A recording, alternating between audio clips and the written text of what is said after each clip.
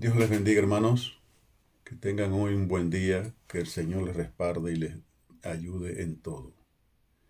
Dios me los bendiga y Dios me los guarde. Hoy llegamos otra vez o seguimos con este capítulo, con este primer capítulo de Santiago y estaremos hoy en los versículos 17 al 21. Vamos a hablar, todavía estamos en la verificación de la fe de los creyentes en Cristo Jesús. Oremos al Señor. Dios y Padre nuestro que estás en los cielos, te damos gracias, Señor, bendecimos tu nombre por tu bondad y por tu misericordia. Señor, nos disponemos a hablar de tu palabra, ayúdanos a hablar por ella y que lo que hablemos sea para edificación de tu pueblo. En el nombre de Jesús. Amén. Estamos hablando de la verificación de los creyentes, la verificación de la fe de cada uno de nosotros. Jesús habló de la fe y habló de tantas cosas. Él dijo que el que tuviera fe como un granito de mostaza podría decirle a ese monte que se quitara. Y no está hablando de un monte literal, sino de un problema, de una cosa que pudiera ser grande para usted o para mí. Los mensajes de Jesús fueron muchos. Ustedes se recuerdan de aquel gran mensaje del Sermón del Monte, uno de los mensajes más grandes que nadie ha podido superar aún a esta fecha. El primer mensaje de Jesús fue aquel mensaje donde él hablaba de arrepentimiento. Porque para seguir a Jesús, primero hay que arrepentirse. De arrepentirse de sus pecados y de mis pecados. Yo tengo que arrepentirme y usted tiene que arrepentirse para poder ser un seguidor de Cristo. El segundo mensaje fue, venid a mí. O sea, vengan a mí, acérquense a mí. Hay que arrepentirse y entonces ir a Cristo. Ese fue su segundo mensaje, venid a mí. Y el tercer mensaje fue que crean. Esto lo encontramos en Marcos 1, 15, donde él dice, después que Juan fue encarcelado, él comenzó a predicar el Evangelio y dijo, arrepentíos y creed en el Evangelio. Y también en Marcos 1, 17 habló de que se crea, que vengan a él, venid a mí, es lo que dice allí. Y en Marcos 9, 23 dice que crean en él, que crean, que hay que creer. O sea, la fe está fundamentada en la creencia que usted y yo debemos tener en nuestro Señor y Salvador Jesucristo. Entonces, pues, eso es los hombres somos pecadores desde que somos formados en el vientre de nuestras madres. Por eso David dijo que en el vientre de su madre había pecado. Entonces, pues, alguien dijo una vez que el hombre, o que la persona, la mujer también, los hombres y las mujeres, cualquier persona, el humano que peca es humano. O sea, usted no puede pecar si no es humano. Pues si usted es humano, puede pecar. Pero el que reconoce sus pecados y le duele sus pecados es un santo. Y que el que se regocija en sus pecados es un diablo. Y eso es una de las cosas que tenemos nosotros que hacer siempre con estas cosas del Evangelio. Vamos a leer el primer versículo que nos toca para hoy, el versículo 17 de este libro de Santiago 1, versículo 17. Toda buena dádiva y todo don perfecto desciende de lo alto, del Padre de las luces, en el cual no hay mudanza ni sombra de variación. Aquí, hace un momento que estábamos hablando mi mujer y yo, de que Dios lo hizo todo bueno, todo bien, todo perfecto para el hombre. Y ha sido el hombre mismo que se ha encargado de destruir. Dios no hizo un aire contaminado. Dios no hizo unas aguas sucias. Dios no hizo unas aguas. Todas las aguas que Dios hizo las hizo cristalinas. Las hizo para el beneficio de los humanos. Cristalina totalmente. El viento soplaba bien. Todo lo hizo para el beneficio del hombre. Es el hombre que se ha encargado de hacer destrucciones, de hacer cosas para destruir al mismo hombre. Y Dios dice aquí en su palabra, toda buena dádiva y todo don perfecto desciende del Padre de las luces. Todas las cosas buenas descienden del Padre de las luces. Vamos a leer también el versículo 18. Él, de su voluntad, nos hizo nacer por la palabra de verdad, para que seamos primicias de sus criaturas. Él nos hizo renacer por su palabra. Y es la palabra de Dios que ha hecho un renacimiento después del pecado. Tenemos que renacer. Y Jesús le dijo a Nicodemo, el que no nace de nuevo, no entra al reino de los cielos. Entonces, tenemos que haber renacido por su palabra, por la palabra de Dios, y entonces podemos encontrar que tenemos esto que dice aquí Santiago. Él de su voluntad nos hizo renacer por la palabra de verdad, para que seamos primicia de sus criaturas. Somos nosotros los humanos, primicia de sus criaturas, lo más preciado por Dios. Todo lo hizo con su palabra, al hombre lo hizo con sus manos, porque el hombre y la mujer son especiales para Dios. Usted y yo somos especiales. Si usted no busca a Dios, si usted anda en una deriva en cuanto a Dios se refiere, no es culpa de Dios. Dios ha proporcionado todos los medios, para que usted y para que yo tengamos vida en Cristo Jesús. Vamos a llegar a un versículo muy grande, muy bonito, el versículo 19. Leámoslo. Por esto, mis amados hermanos, todo hombre sea pronto para oír, tardo para hablar, tardo para airarse. Mire qué cosa.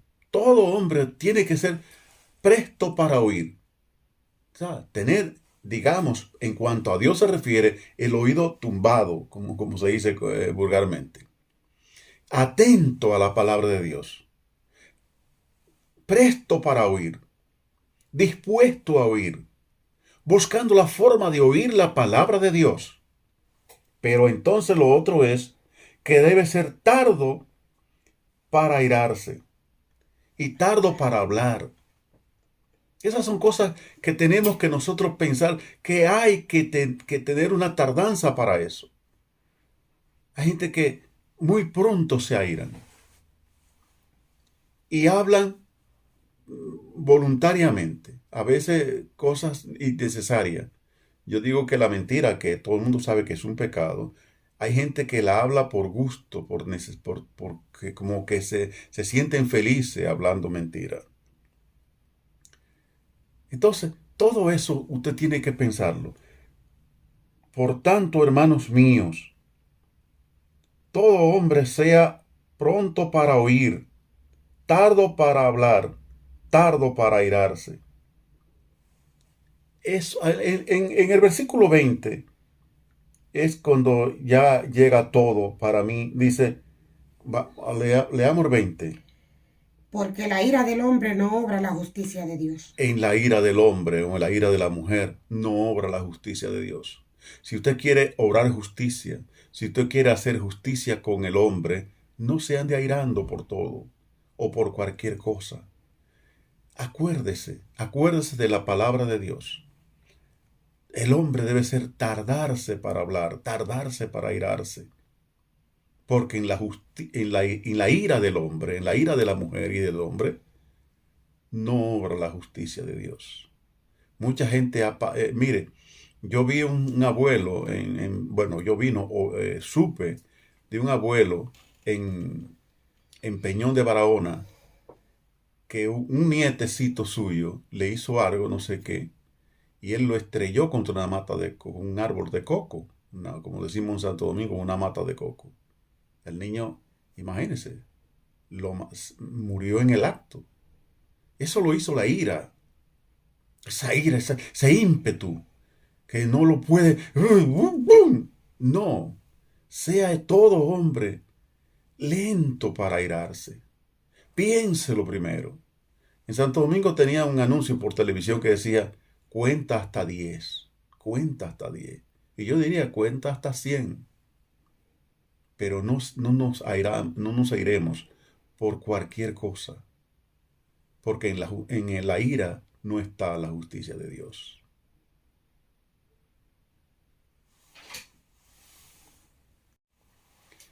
Muy bien, eso es la justicia de Dios. Y yo quiero resaltar otra vez el versículo 17. La última parte que yo quiero decir de este versículo, pero vamos a leerlo todo, el versículo 17 de este capítulo 1 de Santiago. Toda buena dádiva y todo don perfecto desciende de lo alto, del Padre de las luces, en el cual no hay mudanza ni sombra de variación. No hay mudanza ni sombra de variación. Él ni se muda ni varía lo que ha dicho. Ha dicho en su palabra que nos va a salvar y nos va a salvar. Nos ha salvado. Cristo murió por esto, por nuestra salvación. Se dice que Alejandro Magno, o Alejandro el Grande, como usted quiera, llegó ante Aristóteles, su gran maestro, su viejo maestro, después de venir de una victoria y de traer muchas cosas, alegre, eufórico, y le dijo, y Aristóteles estaba dando un baño cuando Alejandro llegó. Pero cuando él pudo atenderlo, Alejandro el Grande le dijo, yo te doy pídeme lo que quieras.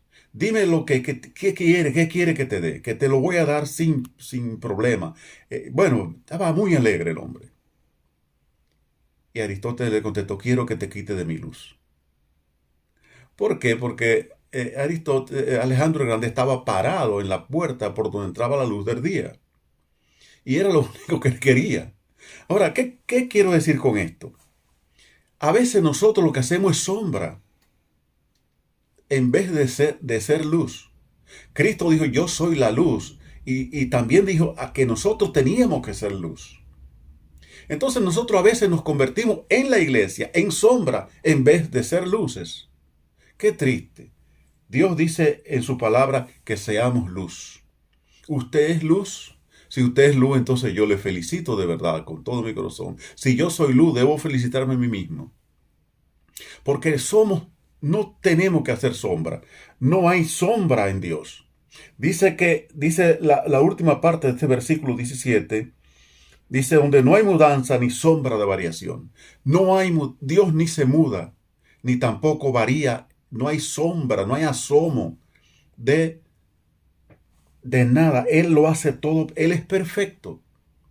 Entonces nosotros también tenemos que llegar a la estatura de Cristo, dice el apóstol Pablo.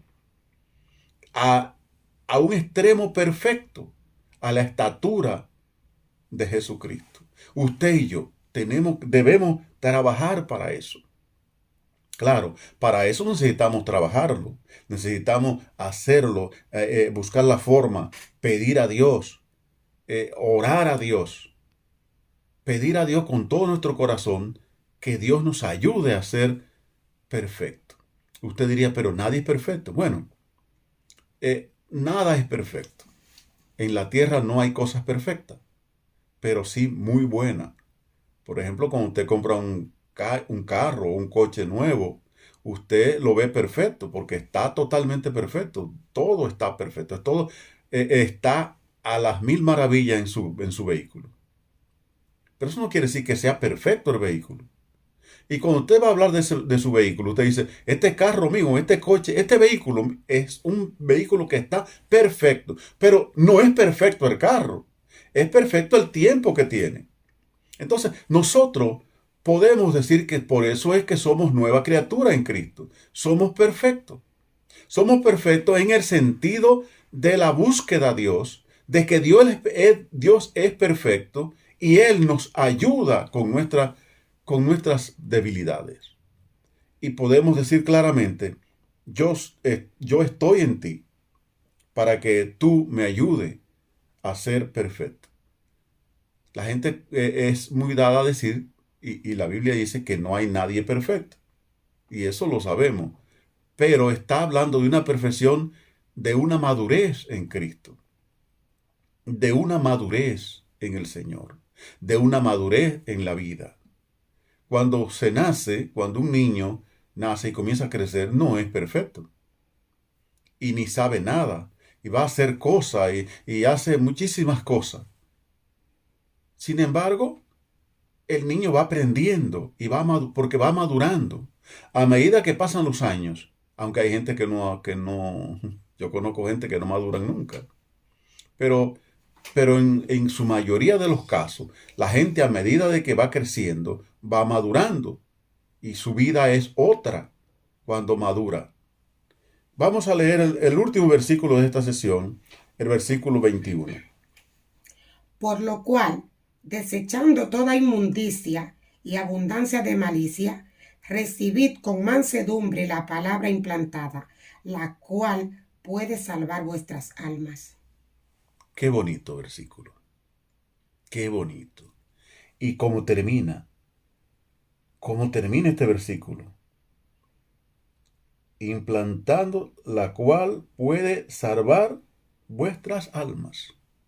La suya y la mía nos está diciendo aquí el apóstol Santiago. Nos puede salvar. Ya, yo diría que ya nos ha salvado, porque ya Cristo murió en la cruz del Calvario. Ya Cristo nos compró a precio de sangre. Usted y yo hemos sido redimidos por la sangre de Jesucristo. En esa sangre preciosa que Cristo que vertió en la cruz, con ella nos salvó. Vamos a repetir el versículo porque a mí me encanta.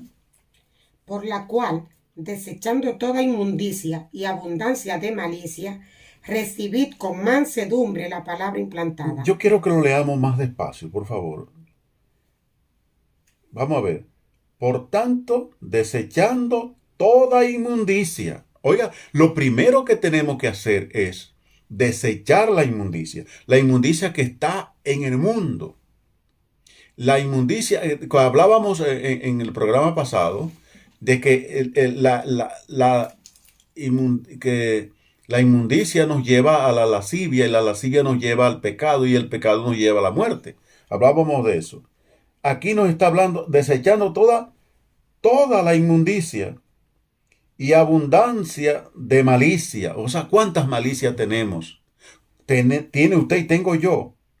Entonces, desechando todo eso, recibiendo con mansedumbre la palabra implantada. La palabra, ¿y qué es la palabra implantada? La palabra de Cristo está implantada en nuestros corazones.